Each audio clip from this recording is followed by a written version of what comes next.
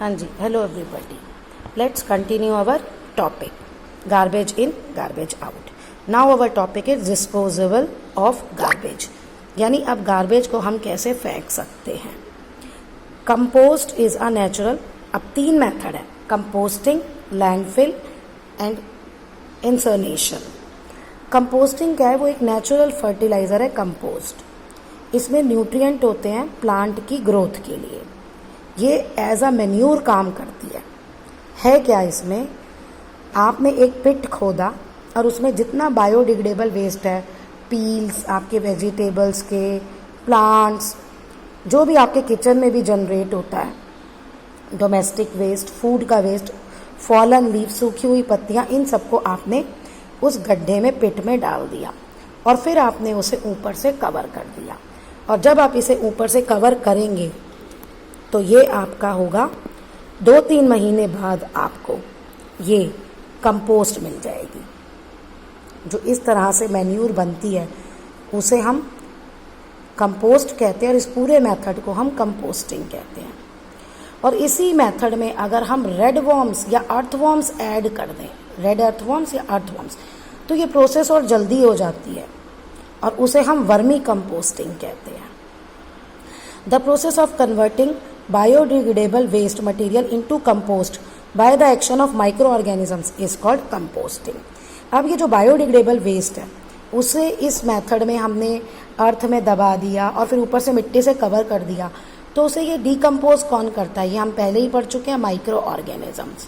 क्योंकि ये biodegradable waste है, ये सड़ गल जाएगा, तो माइक्रो ऑर्गेनिजम्स इस पर एक्ट करके इसको सिंपल फॉर्म में चेंज कर देते हैं और उसी सिंपल फॉर्म को हम कहते हैं इस सिंपल फॉर्म को हम कहते हैं composting, vermi composting. Compost process can be fasten by with the help of earthworm. तो अब कंपोस्टिंग प्रोसेस को आप और जल्दी कर सकते हो अर्थवॉर्म की वजह से। और वही टाइप में जो अर्थवॉर्म्स यूज होते हैं इसमें, उन्हें हम रेड वॉर्म्स कहते हैं।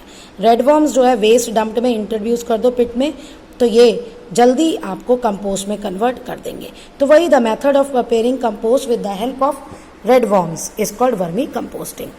तो कंपोस्ट बनाना रेड वॉर्म्स की मदद से हम वर्मी कंपोस्टिंग कहते हैं। Next is your landfill.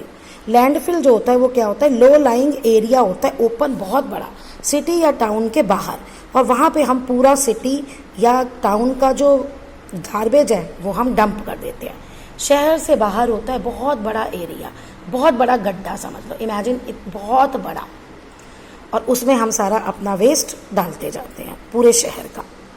The garbage is spread out on the landfill and converted with soil. अब क्या होगा? उसी गड्ढे में पूरा हमने एक शहर का गार्बेज डाल दिया और फिर उसे मिट्टी से हमने कवर्ड कर दिया।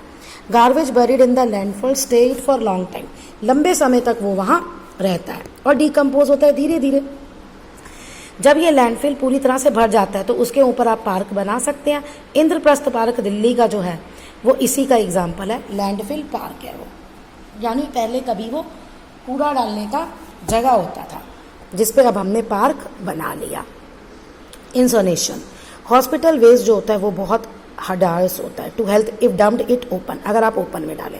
सोचिए अब जैसे हम कोरोना काल में रह रहे हैं, है ना, अब क्या है कि डॉक्टर्स पीपीई किट पहनते हैं, हम लोग भी अपनी आम लाइफ में मास्क यूज़ करते हैं, ग्लव यूज़ करते हैं।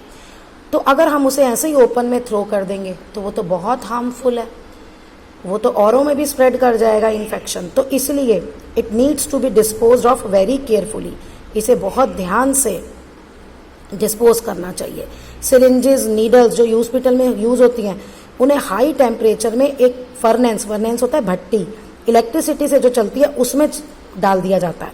इसको हम कहते हैं इंसर्नेटर। अब garbage when burn turns into ash, garbage जब जलता है तो वो ऐश में हो जाता है, which can be safely disposed in a landfill. फिर उसे जला के जो है हम लैंडफिल में डाल देते हैं।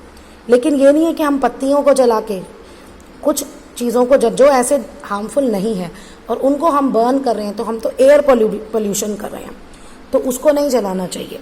Have you ever seen garbage of dried leaves on a road side being burned? लोग जो होता है पत्तियाँ इकट्ठी करते हैं, लीव्स, और उनको जला देते हैं। ये डेंजरस प्रैक्टिस है। क्यों? Burning of dried leave produce smoke and gas that are harmful to health. तो कोई भी बर्निंग प्रोसेस जो होती है बर्निंग वैसे भी कार्बन डाइऑक्साइड प्रोड्यूस करती है जो ग्रीन हाउस इफेक्ट के लिए रिस्पॉन्सिबल है, और भी धुआं स्मोक होता है जो हेल्थ के लिए सही नहीं है, तो ये हार्मफुल ही है हेल्थ के लिए। We should try to stop such practices, हमें ऐसी प्रैक्टिसेस को रोकना चाहिए।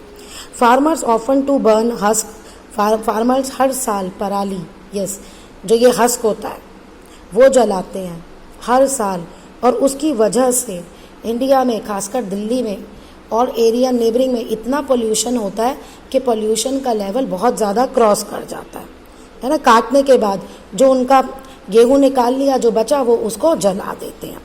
The farmer should take steps to convert these agriculture waste into useful compost. तो फार्मर्स को भी ये स्टेप उठाना चाहिए कि बजाय जलाने के वो इसको कंपोस्ट में कन्वर्ट करें और अपने खेतों में वो उसे यूज़ करें।